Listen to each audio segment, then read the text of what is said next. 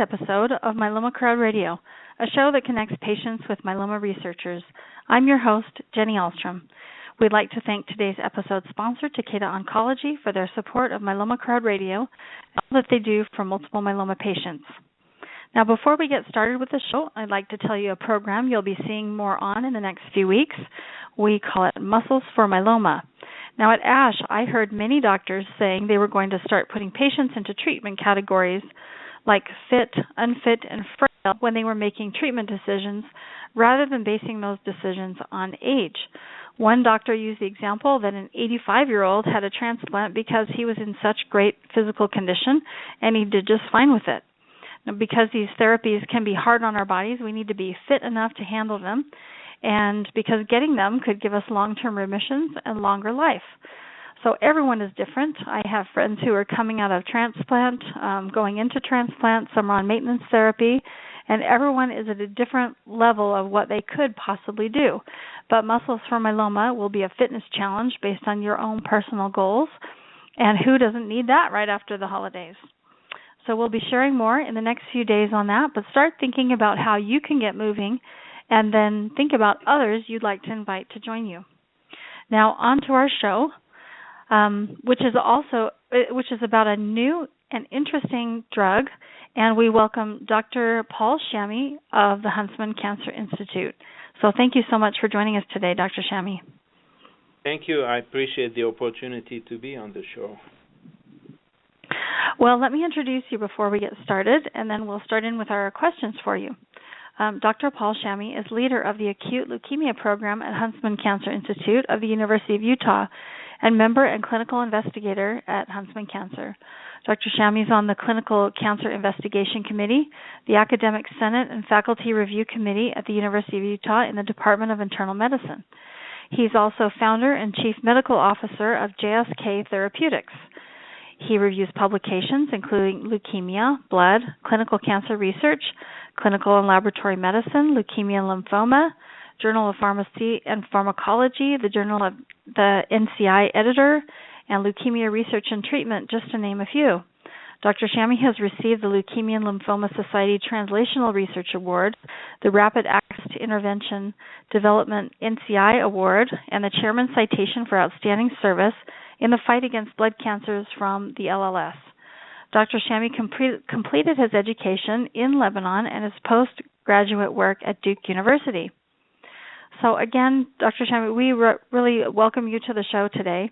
And as I understand it, you are working on a brand new type of therapy in a totally different class from something that exists today. So maybe you want to give us just a little bit of background on the product and how you discovered this new treatment. Sure. Actually, this is turning out to be a really nice Utah story. There is this molecule called nitric oxide that we all make in our bodies, and it has multiple different functions, including function where certain types of immune cells use nitric oxide to attack microbes or tumor cells. And that pathway of the immune effects of nitric oxide was initially described here at the University of Utah by Dr. John Hibbs, and I was fortunate to train at Duke under Dr. Bryce Weinberg, who had trained here with John Hibbs.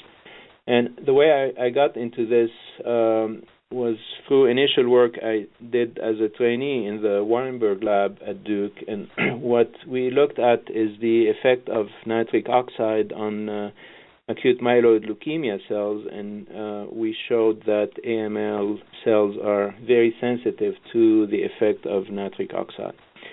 And so the problem with developing these observations into a therapy is that nitric oxide has so many different effects in the body that it needs to be targeted to the tumor cells. Otherwise, it would be too toxic to try to deliver it in an indiscriminate fashion.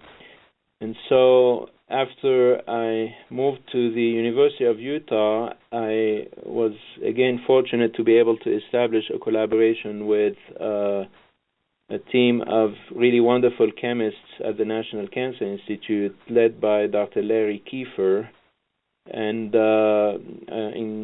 in Dr. Kiefer's group, Dr. Joe Saavedra was synthesizing a whole family of drugs that were designed to try to target the nitric oxide to the tumor cells. And so the chemists made a whole series of these compounds, and each one of those was actually engineered in a specific fashion to be able to enhance the delivery to tumor cells. And they sent the compounds to us, and we screened them in my lab, and out of that screen, we identified this one compound that turned out to be the most active against acute myeloid leukemia.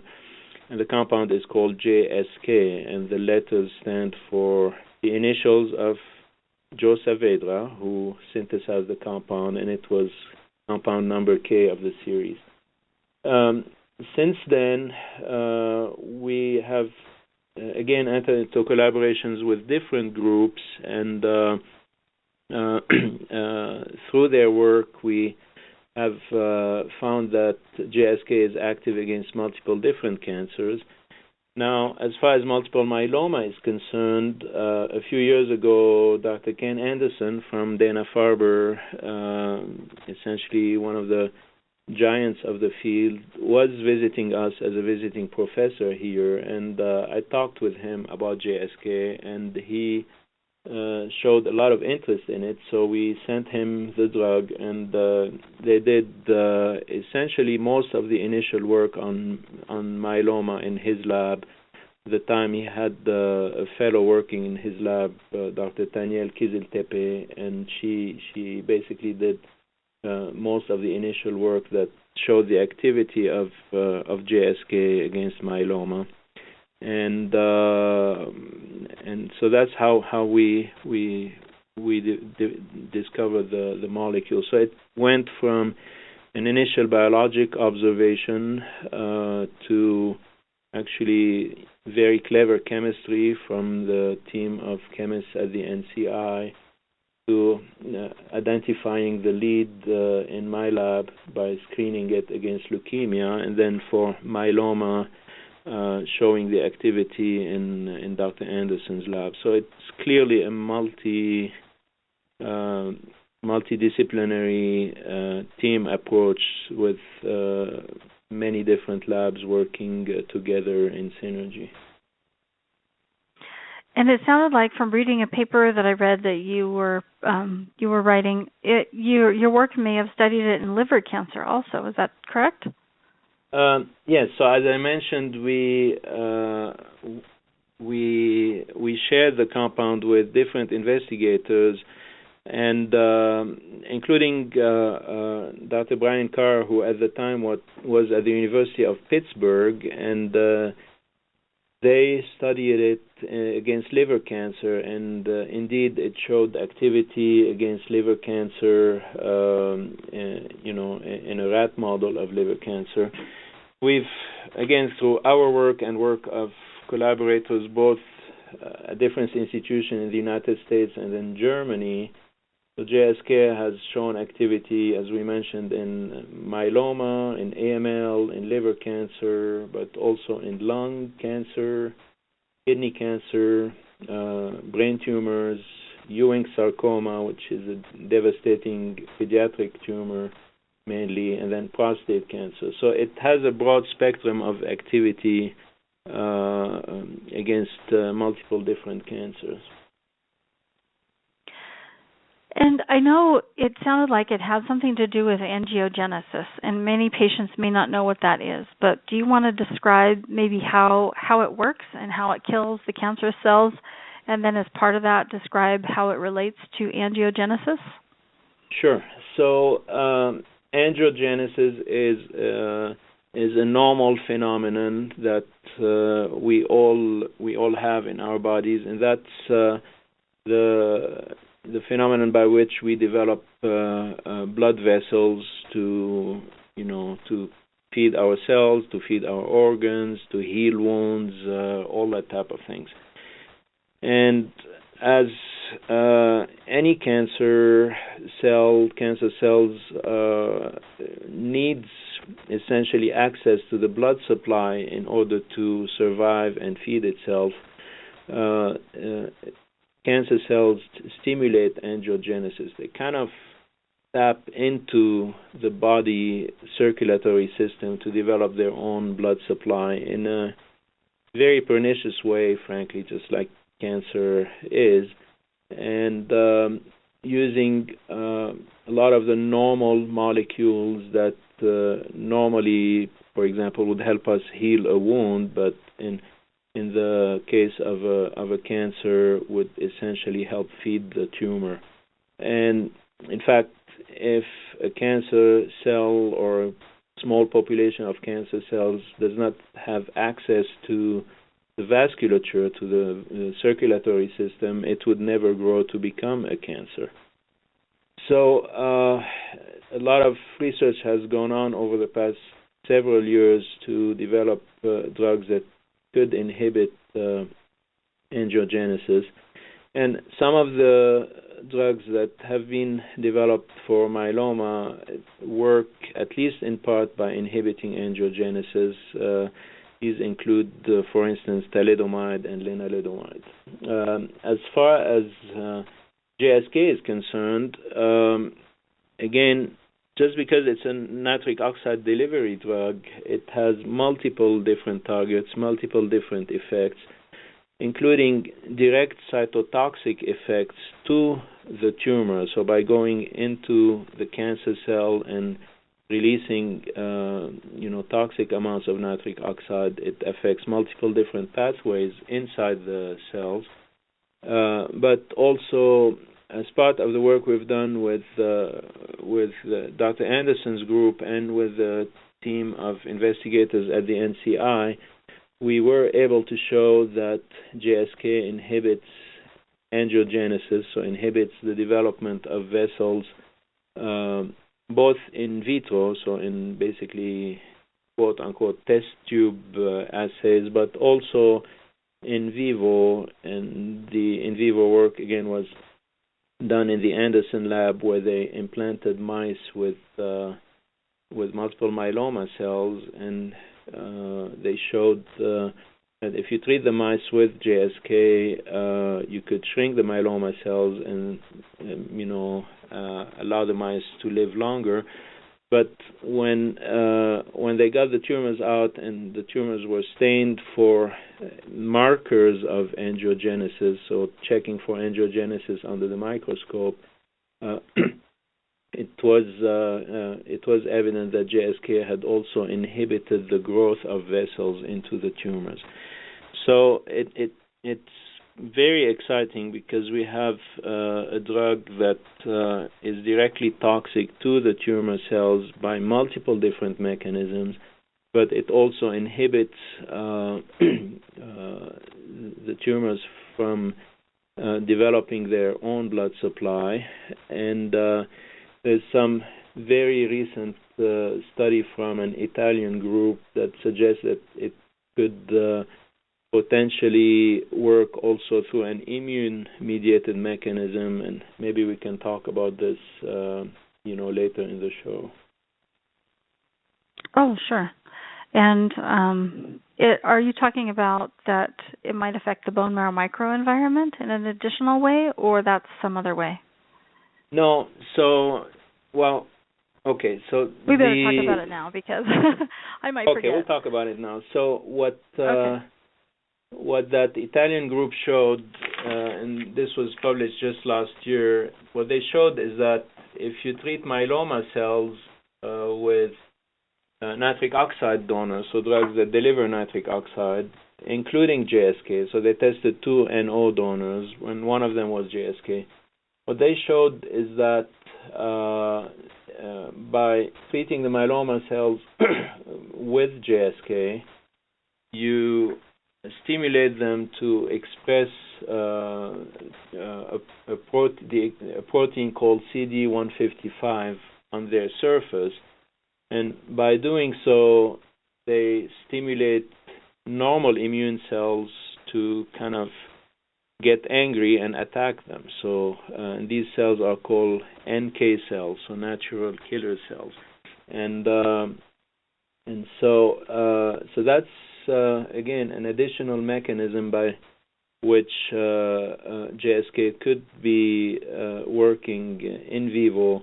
And the reason I was saying maybe later in the show, because we may be talking about potential synergies with other drugs, but one of the new. We'll talk about that. Mm-hmm. Okay, so we'll talk about it once we get there, and so that's what I want. So now, as far as the bone marrow microenvironment is concerned, one thing that the Anderson group at Dana-Farber showed is, again, multiple myeloma cells use the bone marrow environment to their advantage. Just, the bone marrow, normal bone marrow stromal cells, kind of support cells in the bone marrow, they use them to their advantage. And what the Anderson group showed is that if JSK actually breaks that synergy that the myeloma cells have with the normal bone marrow environment. So it's yet another potential mechanism where JSK could sensitize the multiple myeloma cells to to other drugs in vivo by just inhibiting the advantage that myeloma cells have when they are close to normal bone marrow stromal cells. Well, to me, it sounds like you're doing those four specific things. So it's killing the tumor cells directly, and then it's preventing kind of a blood vessel system from growing and feeding itself. Then it's stimulating the cells to put a target on top so the natural immune system, not NK cells, can kill them. And then it's preventing the bone marrow environment from being able to kind of facilitate its growth. So that's a lot of different ways to target the myeloma, in my opinion. Yeah, that's what I find, exciting about this agent is that there are a lot of, again, different molecular targets that could potentially work in synergy in vivo, so in the environment of the tumor, that again could make it a very potent drug, and especially if it can be combined also with other active agents. Now, you mentioned at the beginning of the show where you said nitric oxide by itself would be dangerous if you just gave it directly. So you went through a whole process to do the chemistry to find a delivery device, basically, to get to the cancerous cells only. How does that work? And then what other side effects, or does it impact normal cells at all, or are there any side effects that you've seen? Yeah, so these are all great questions. Yeah, if you and there are drugs that are available that you could, these are called like nitrates that you could use for blood pressure control, for example, because nitric oxide dilates blood vessels. So if you give a drug like this, you will induce a drop in the blood pressure, and there are other potential toxicities of nitric oxide. But the blood pressure is the most obvious one just because of the normal physiologic effects of nitric oxide. And so the way that these drugs were designed by our chemistry colleagues is that they do not release a lot of nitric oxide spontaneously. So if you put them in a solution, there is some very slow release, but it's really not very efficient. However, they could react and break off when they react with particularly a molecule called glutathione, and then break off and release nitric oxide. Now, there is a family of enzymes called the glutathione S-transferases, which can actually catalyze or stimulate that reaction. And a lot of different cancer cells actually have high levels of glutathione S-transferase in them because they use the GSTs to resist the effect of chemotherapy. So that was the idea, is to have a reaction that's catalyzed by an enzyme that is found at high levels in the tumor cells. We're not getting 100% selective delivery, I cannot say that, into the tumor cells, but I think we are getting enough delivery into the tumor cells to have an effect in vitro and in vivo. Now, as far as toxicity is concerned, using different in vitro assays, so far, every time a group of investigators looked at the normal counterpart of a tumor cell, there was no obvious toxicity. And to go back to the myeloma work, Dr. Anderson, they looked at normal peripheral blood cells, and it didn't seem that JSK was toxic to normal peripheral blood cells, at least not at the same doses that it was toxic against myeloma cells. We conducted experiments here with one of my bone marrow transplant colleagues, Dr. Tai Kao, where we did transplant experiments on mice and used stem cells that had been treated with JSK, and the mice that received the stem cells that were treated with JSK fared just as well as the ones that received unmanipulated stem cells. So, so far it doesn't seem, based on the data we have so far, that we have a lot of toxicity against normal cells. Now, I mentioned the blood pressure issue, and that could be a problem with this agent because it's a nitric oxide releasing agent.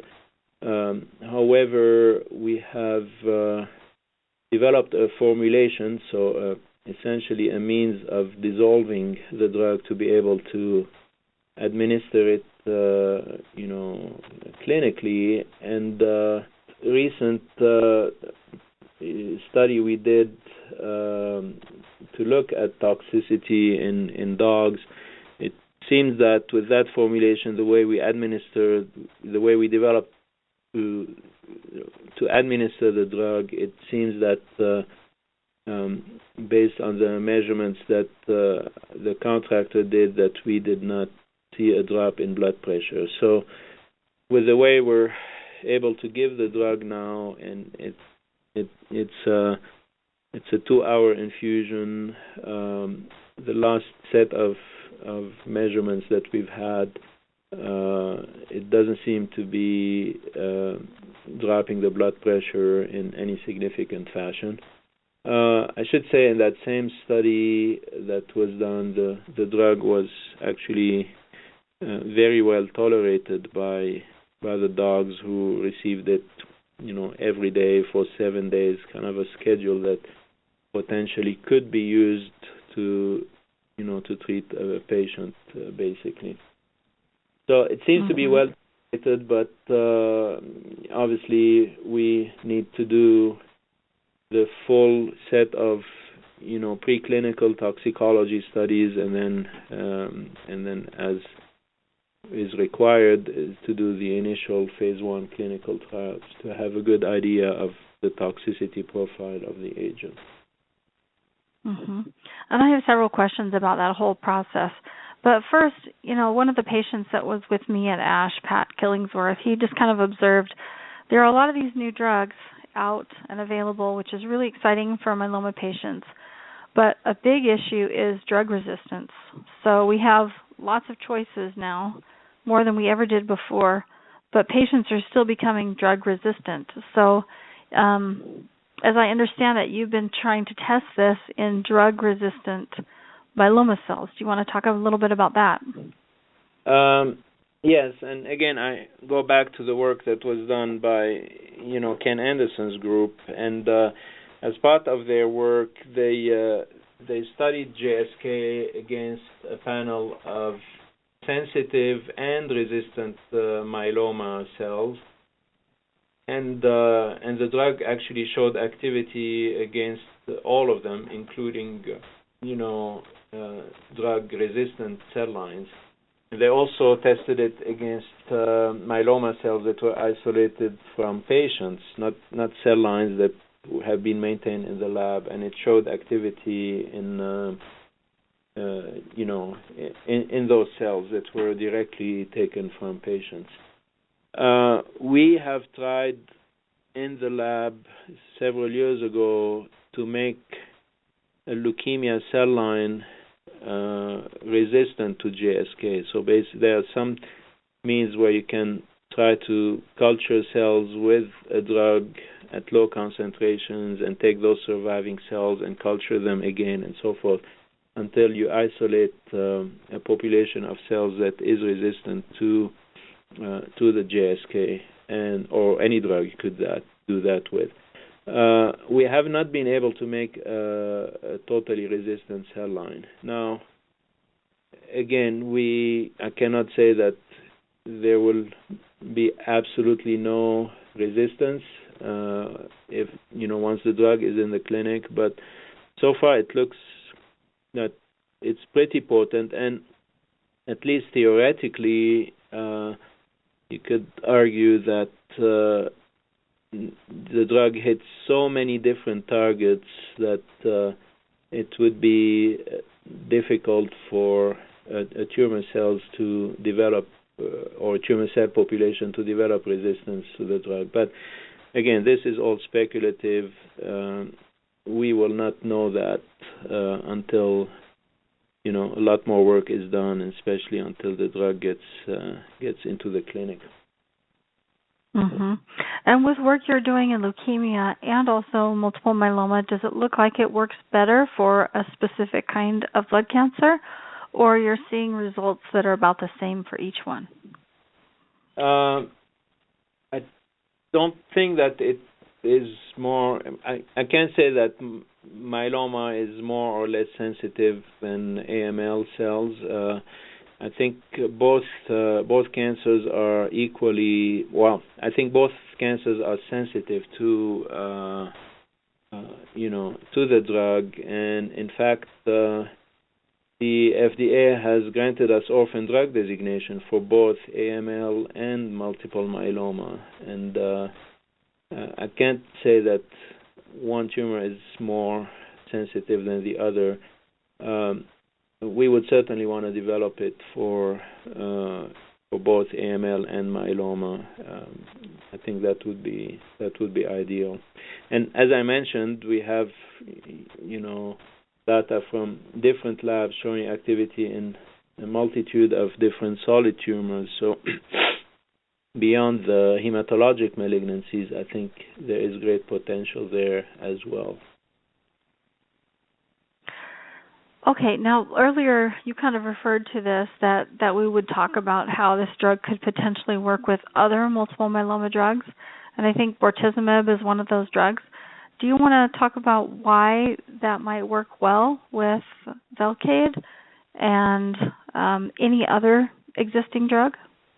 Yeah, so this is the work that was done by Ken Anderson, and what they showed is that there's synergy with bortezomib, with Velcade, and mechanistically, I don't think we know how this synergy occurs, but Velcade or this class of drugs, are inhibitors of this proteasome pathway, which also is very important or is directly related in a way to the NF-kappa B pathway. So these are two molecular pathways. And we know that nitric oxide actually can be inhibitory to the NF-kappa B pathway. And so there's potential for synergy there, at least theoretically, where you're hitting the same pathway by two different angles. This is theoretical. We don't have any data to prove that. In the leukemia world, we showed in my lab that there is synergy with cytarabine, which is one of the main agents that are used for the treatment of acute myeloid leukemia. Another really exciting potential, and this is just based on the most recent approvals and data, is one of the new agents that was approved last year, elotuzumab, Implicity, is an antibody that targets this molecule called SLAM-F7, and one of the mechanisms by which this antibody works is by stimulating natural killer cells to attack the myeloma cells. And as I mentioned earlier, the group of Italian investigators showed that JSK stimulates the myeloma cells to kind of express a target for NK cells. So you could come up with an idea here of, potentially doing some synergy studies between the two agents. Using elotuzumab with JSK. Yes. You're saying. Well, that would be exciting. I think the more that we can use all these newly approved drugs, the better. I think that'd be fantastic. Does it have an impact on any particular myeloma type that you've seen? I know that we've talked about myeloma being different kinds. So people have different genetic features in their myeloma. Have you noticed any difference between these different types of myeloma, like high-risk myeloma or standard or low-risk myeloma? That we don't know. We don't know whether different subtypes of myeloma would be differentially sensitive. More recently, my colleague here at Huntsman, Tim Lutkens from the myeloma group, screened JSK against a panel of different myeloma cells that have different features, and the drug was active against all of them.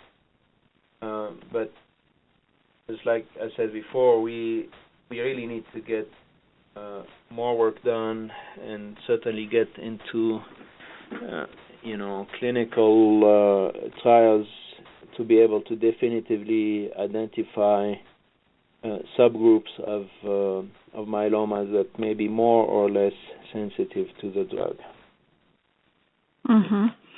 And you talked about how it might flag the CD 150. Is it 155?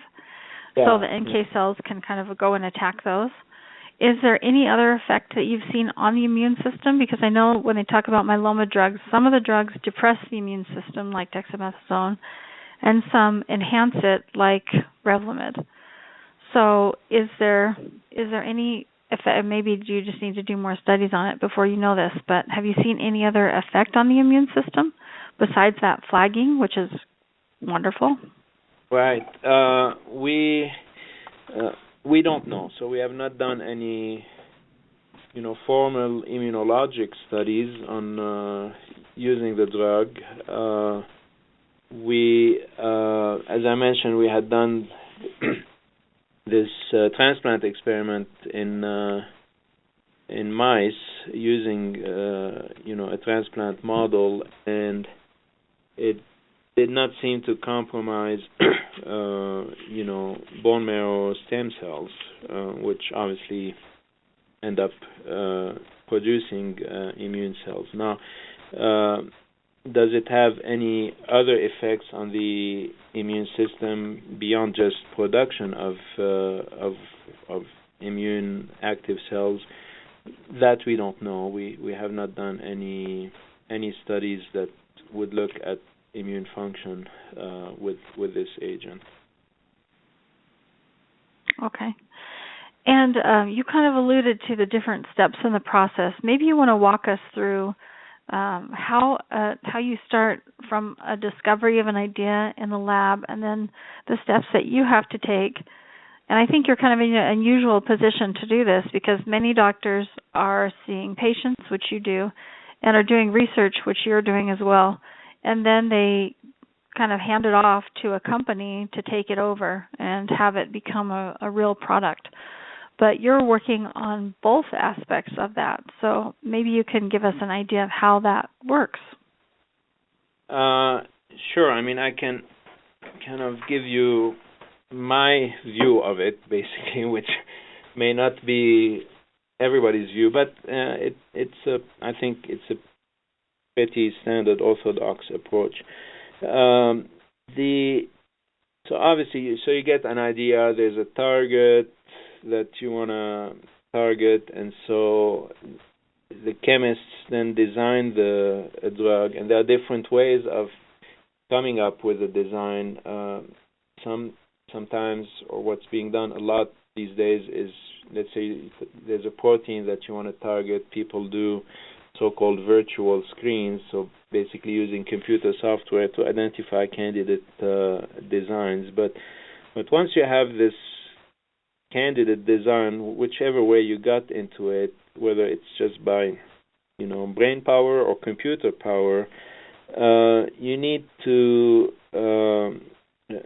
show its efficacy in vitro. So this is where tumor cells are cultured, in dishes and so forth. You want to show that the agent or that family of agents is capable of killing tumor cells in vitro. And very importantly, you want to show that it can kill tumor cells at concentrations or at amounts that are not exceedingly high. I mean, theoretically, you can put anything in a culture. If you put enough of it, you can kill tumor cells. But if the amounts it takes to kill a tumor cell in vitro are exceedingly high, then this is going to be too toxic to be developed into the clinic. So you try to identify the most efficient agent that is the most lethal to the tumor cells at the lowest concentration. And sometimes there's some back and forth there between the chemistry and the biology, where you go back to the chemist and they make some modification to the molecule to make it more active and so forth. But once you've identified your so-called lead drug, you then do the studies in vivo, and depending on what tumor you're targeting, you can set up different in vivo models to show that the drug potentially works in vivo. Most of the models use mice, actually. And so if things look good at that point, then that's when you know that you have something that could potentially make it to the clinic. And there you have two very important things that need to be developed. And it's not a one-person show. This is where you need expertise from multiple different disciplines. One is your drug needs to be so-called scalable. So you need to be able to produce it in large enough quantities to be able to do not just animal work, but ultimately get it into large enough quantities to treat patients.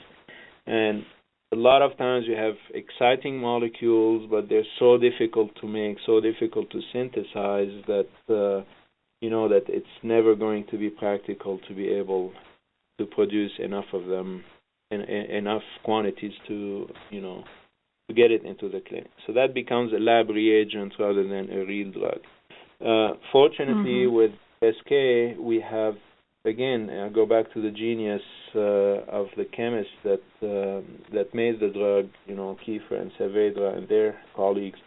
the drug is actually very scalable, so it can be produced in large quantities. Another hurdle is what's called formulation.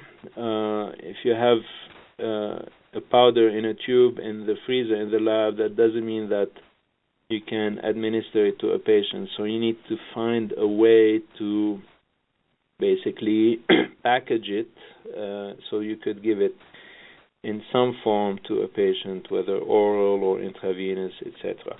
And for the intravenous route, you need to be able to dissolve it in some solution that would be actually itself acceptable, to be used in a patient. So for JSK, that was one of the big challenges that we've had with the drug, is that it is very difficult to dissolve in water solutions like saline and so forth. But again, one of the major efforts in my lab over the last few years has been to try to develop a formulation for the drug, and I think we have something now that works using nanoparticles. So once you have formulation and you have scale up, then you can move forward and do what's called the pre-IND studies. So IND means investigation of new drug. So that's basically the permission you get from the Food and Drug Administration to take the drug into a clinical trial. So to get that permission, you need to do the so-called pre-IND studies, which are mainly toxicology studies in animals. The most common species that are used, depending on the drug, but most commonly it's usually rats and dogs, and that allows you to have an idea on the pharmacology of the drug, on the toxicology of the drug. So how much can you push the dose, etc. And so based on these studies, there are means to deduce a potentially safe dose to use for first-in-human studies. So you put that whole package together, and then you present it to the FDA, and if the FDA grants you permission to proceed with clinical trials, then you go ahead and you start with what's called phase 1 clinical trials, which are the initial first-in-human studies, and there again, the classic way of doing it is you start at a low dose and then you escalate the dose in groups of patients until you identify a dose that is tolerated. And these initial phase 1 studies again give you also an idea on the pharmacology of the drug, how does it get handled by the body, and sometimes you get some early clues about activity. And once you have that, then you have identified a dose, then you can move forward to what's called phase 2 studies, where you really get a really good idea about the efficacy of the drug. And the ultimate would be what's called a randomized phase 3 trial, where you compare your drug or your drug in combination with something with what would be the standard of care at that point. So it's a lengthy process, and the further down the road you get, the more expensive it gets, and there's potential for failure every step of the way. And so with JSK, we are now at the pre-IND phase. So what we need to do is precisely to do these so-called GLP studies in animals to characterize very well its toxicity profile and be able to devise or derive a dose that we could use to start initial phase 1 trials. So we're at the stage where we need to do this whole package of toxicology studies before we would go to the FDA to get permission to do clinical trials. Now, where does a startup company come into play? As you mentioned, Jenny, one scenario would be to develop the drug and license it to a company and have it do everything until you get it into the clinic. This would be ideal, frankly. The problem is most companies in general want to see some initial clinical results before they take on a new agent, and so in a way you're on your own to get it all the way to a phase 1. At least most companies would want to see the toxicology package before moving forward. And so in our particular case, we've received a lot of support from the government, NIH grants, etc. But it gets to a point where you cannot proceed further just with academic grants, kind of at the level of an academic lab like mine. And so that's when you need a lot more resources to move forward. And as I mentioned, established companies like to see kind of results beyond where we are before they take on a new product. And so that's where founding a startup company comes into play, because that allows you to get resources to be able to develop the agent and bringing to early clinical development. And resources, when you have a company, an entity, you can raise money potentially from the private sector with different sources there, or from the government through different grant mechanisms that are awarded to companies. And that's what we've been doing, basically. So we've founded this company, JSK Therapeutics, and we have been able to raise money both from private venture, angel funds, and also we've received grants from the government. But we are at a stage where we really need to get more resources to be able to complete that toxicology package and get into the clinic. Mm-hmm.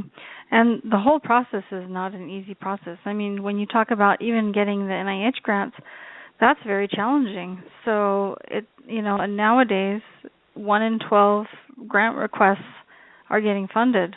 So I did an interview when I very first started this series with Craig Cruz, who was the inventor of carfilzomib, and he said the same thing that you did. He just said it's a very long process, and you have to kind of make this jump to show your results before it gets picked up, and then it can be very, very exciting after that. But it's not easy. It's kind of like we live in the startup world in our family, and see that all the time. It's a challenge to make that jump and to keep it going. So it sounds so exciting what you're working on, and very, very hopeful for myeloma patients. I mean, we're definitely very excited about this molecule. What I like about it is that the work was conducted not just in my lab, but by multiple different labs at different institutions, working independently, so the results, I think, have been very solid by great investigators, whether it's Ken Anderson, the NCI team, had a collaboration with a team of German scientists who did the brain tumor work. So it's in a way it's been validated by different groups that have worked independently, and we just need to cross this. I mean, people sometimes call it the valley of death for drug development, just because. That's what Dr. Cruz called it too. Yeah, it's true. I mean, and it's like you want to cross that desert, but you want to make sure that you have a vehicle that can get you through and enough water to survive, and that's where. Absolutely. Yeah. But we're hoping. Yeah. I want to be able to make sure that people have an opportunity to ask questions if they have specific questions. So let me do that first, and then I have another question for you before we finish. But if you have a question for Dr. Shami, you can call 347-637-2631 and press 1 on your keypad.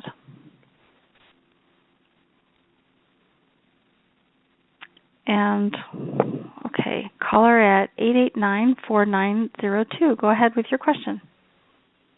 Hi, Dr. Shami. Thank you for your time and taking my call. I just would like to know, what does it mean if you have an orphan drug designation? Yes. So, as you know, when a drug gets on the market, it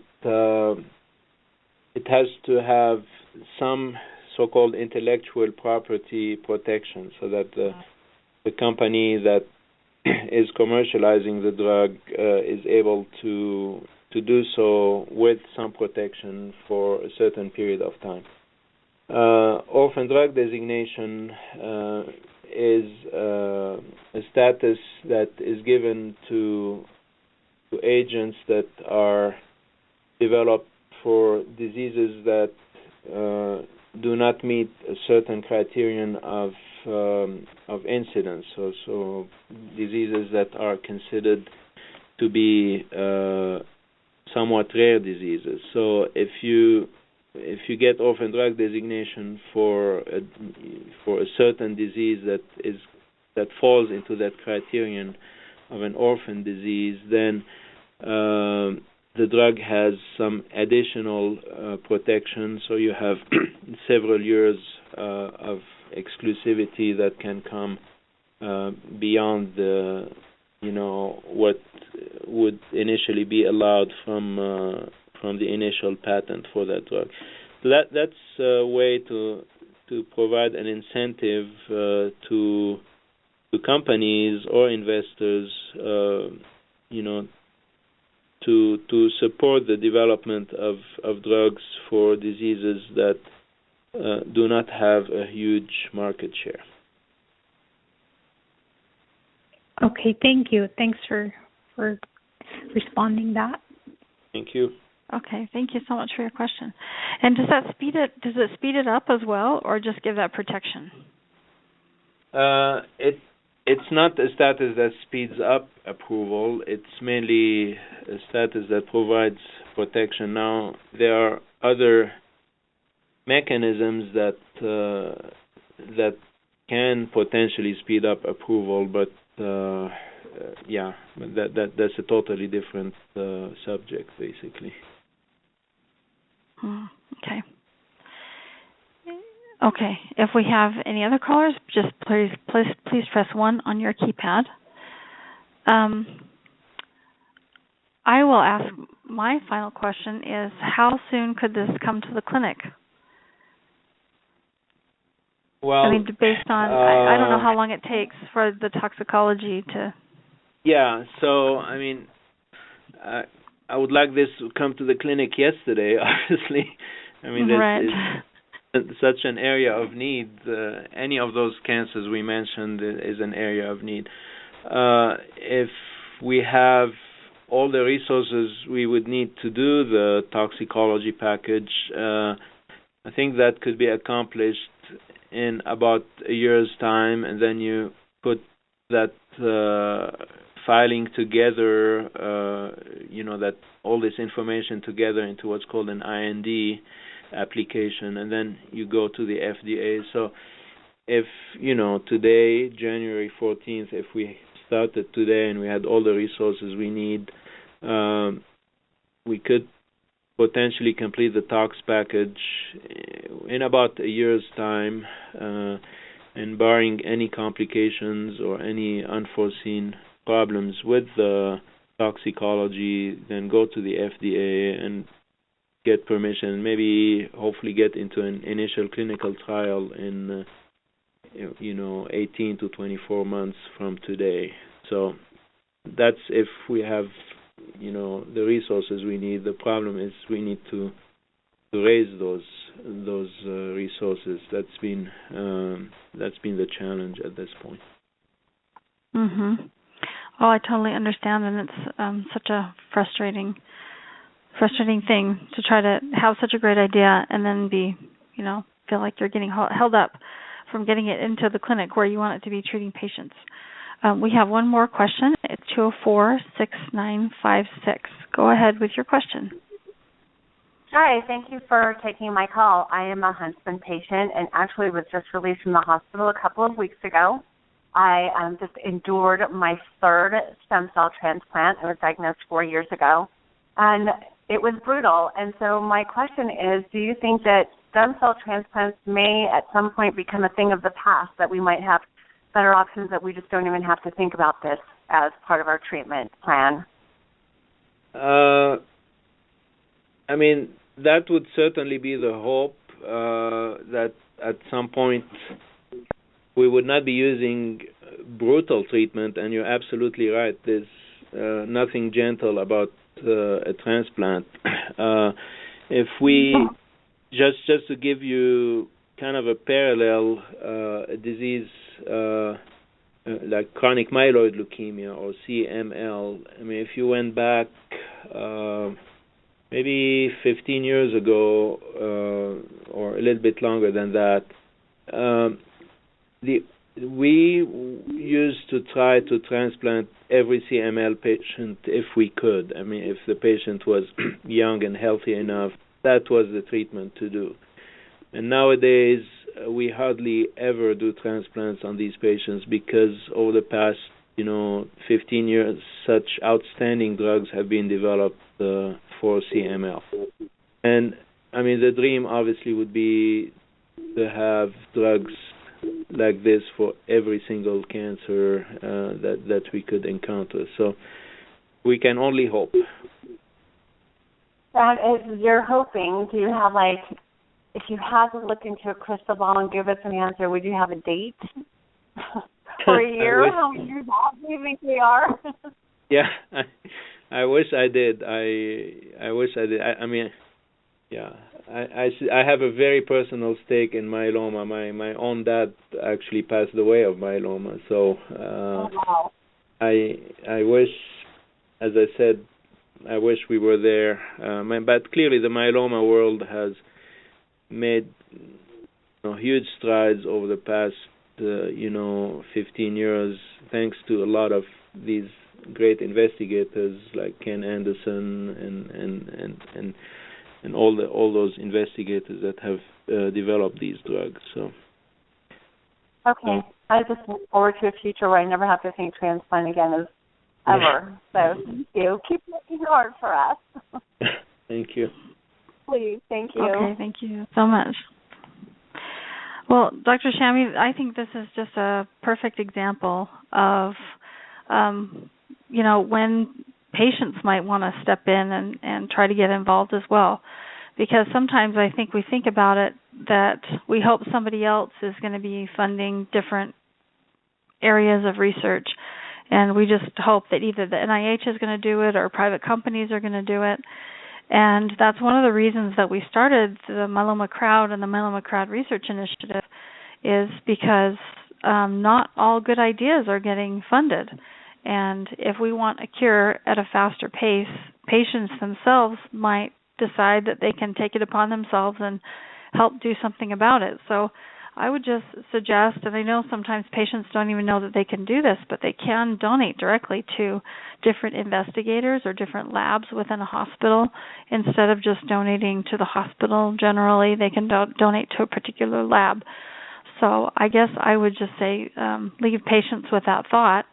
And thank you so much for participating on the show today. I think what you're working on is so very exciting and just a wonderful opportunity for patients to have a treatment that could work with existing drugs and could be quite effective with very low toxicity. Well, thank you for having me. I mean, I really appreciate the opportunity to be on the show. I think that you're doing great work with myeloma crowd. Advocacy is very, very important. And as you mentioned, the limiting factor is not ideas; it's resources, and we're hopeful we'll get there. Yes, absolutely. Well, we wish you the very best in continuing your great work, and hope that we can help you in some way. Thank you. Okay, thank you so much, and thank you for listening to Myeloma Crowd Radio. We know that patients can get involved to learn more about their own disease and even help accelerate a cure, and we invite you to join us.